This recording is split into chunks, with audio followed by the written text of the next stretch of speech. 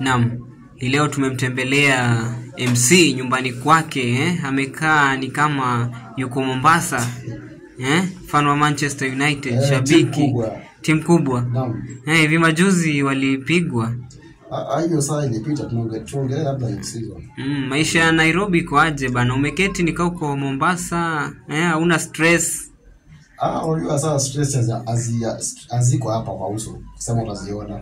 Ziko ndani. Ziko ndani, sasa huwezi ziona. Na pia tunaambiwa sometimes ukismile pia jaribu kuficha zile issues zingine. Sasa Nairobi life si mbaya, iko tu sawa. Iko sawa.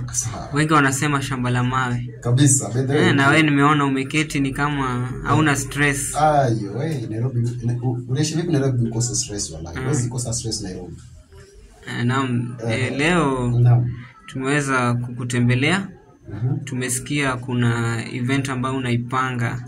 Hivi wale mashabiki wako ambao watarajie nini kutokana na hiyo event? Ni engagement day, ni sherehe harusi ndogo ambayo hiyo inaashiria kwamba tunaanza mwendo wa kwenda kwenye jambo la ndoa.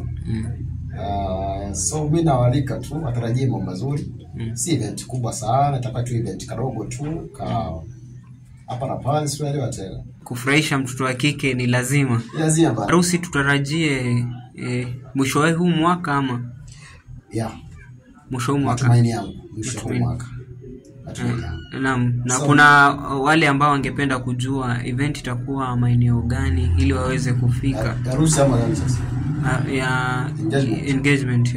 Itakuwa Nairobi, Kayole Social Hall.